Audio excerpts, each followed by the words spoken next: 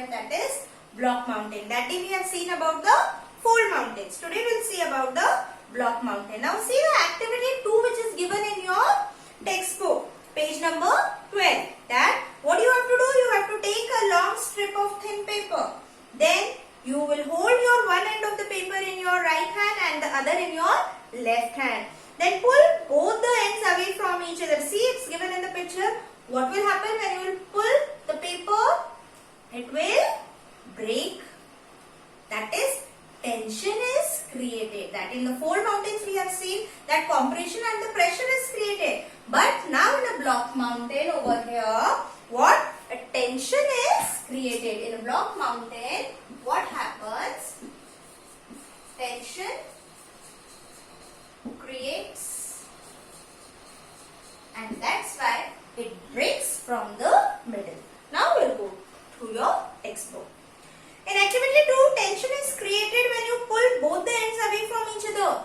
Similarly, when movements occur in the opposite direction to each other, tension is generated and faults are formed in the earth's crust. That faults are formed. Now what is a fault?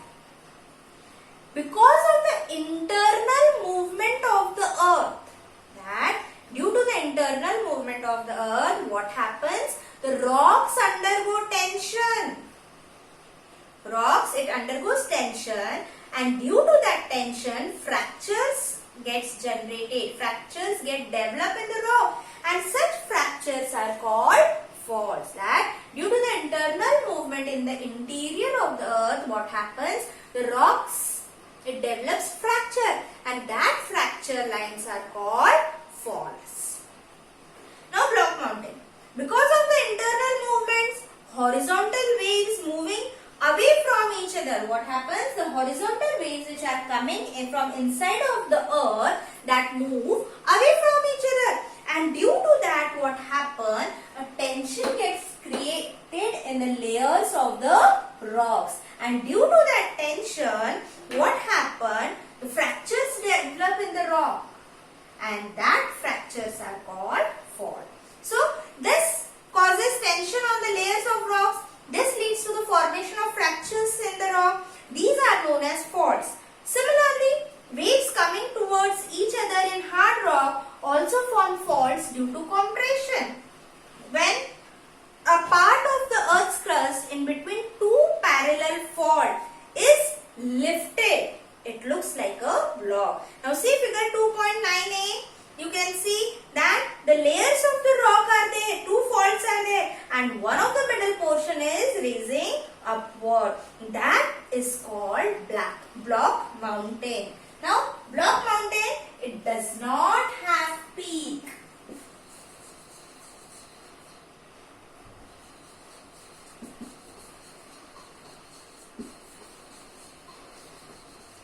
It does not have peak. That generally, what comes to our mind when we hear about the word mountain?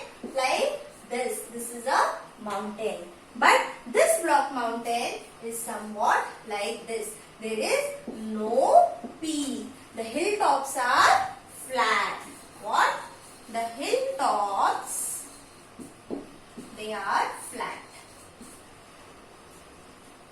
So, see figure 2.9a. Such a landform is known as a block mountain. The hilltops of block mountain are flat. In the early stages, they do not have any peak. They do not have any peak in the early stages. Their slopes are steep. For example, Black Forest Mountain in Europe, the Meghalaya Plateau of India. Then it has been figure 2.9b. See, Meghalaya Plateau, the picture of Meghalaya Plateau is given in your textbook. That has been developed in the similar way. Now, just the opposite of block mountain is your Rift Valley.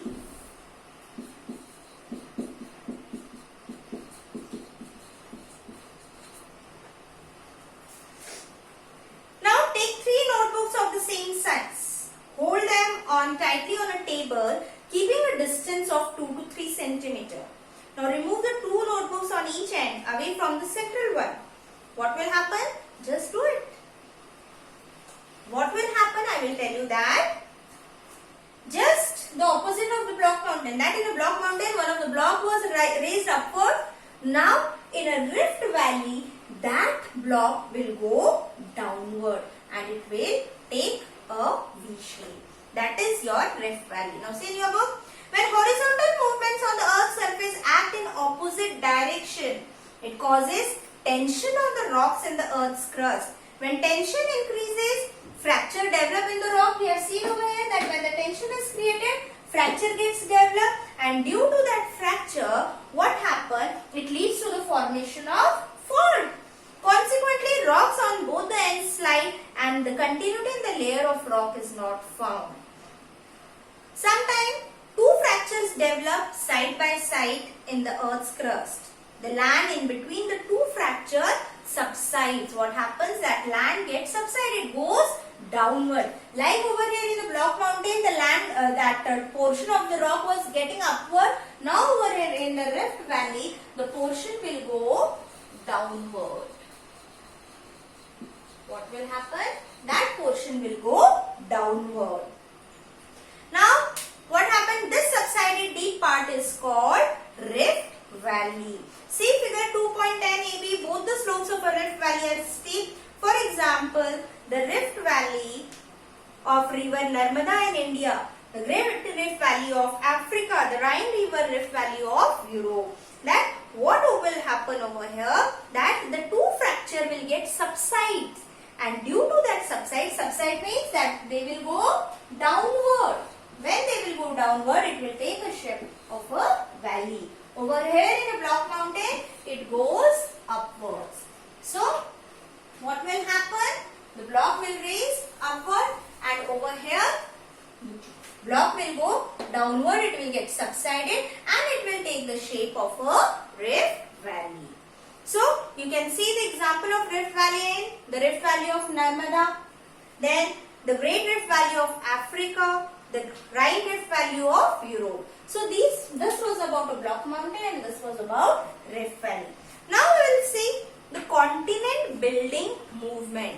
Now comes your epirogenic movement. Endogenetic movements means when the mountains are formed. Now we will see the epirogenic movement, that is when the continents are formed.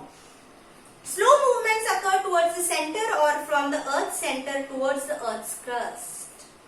Because of these movements, a vast part of the earth's crust is uplifted or gets subsided. That in the interior of the earth, slow movements are going on continuously. Now also, in the interior of the earth, the movements are going on. These movements carry on forever.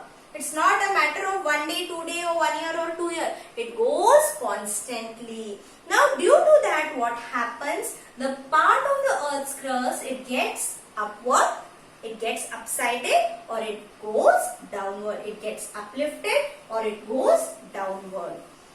So therefore, when the part of the earth's crust is uplifted, that is above the sea level, then the continents are formed.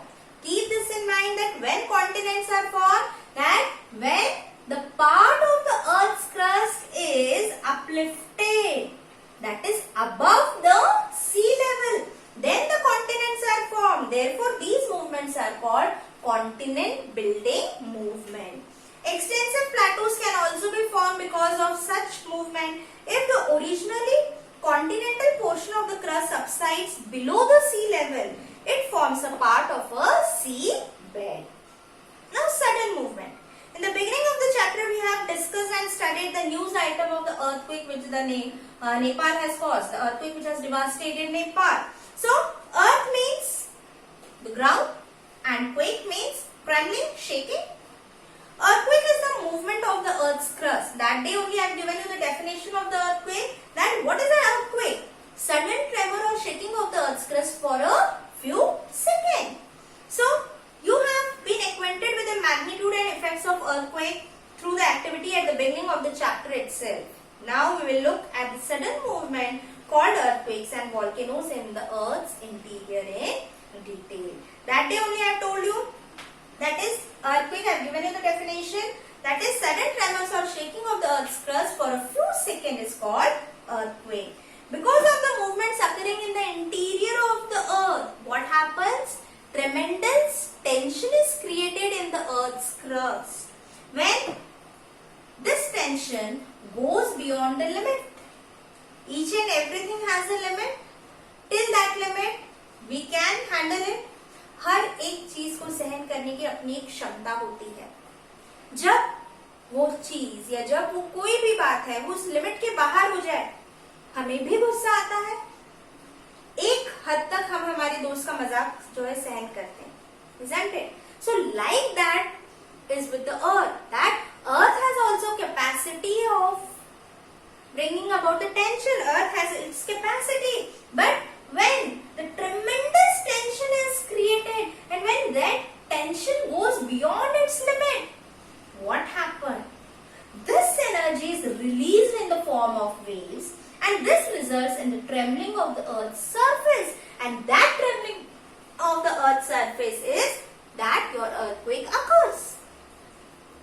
I will tell you again that किसी भी चीज को सहन करने की अपनी एक क्षमता होती है. जब उस लिमिट के बाहर वो चीज हो जाए तब हम भी गुस्सा करते हैं, हमें भी बहुत गुस्सा आता है. तो उसी तरह से अर्थ को भी एक टेंशन जो उसके अंदर क्रिएट होता है due to the movement of the earth crust, due to the movement of the plates and all the internal movements which are going on inside the earth. So the earth has also its capacity, earth has also its limit, and when the tension goes beyond that limit, the waves generate, and these waves results in the trembling of the earth's surface, and this is how earthquake occurs. The magnitude of the earthquake is measured by Richter scale. So this is how, students, earthquake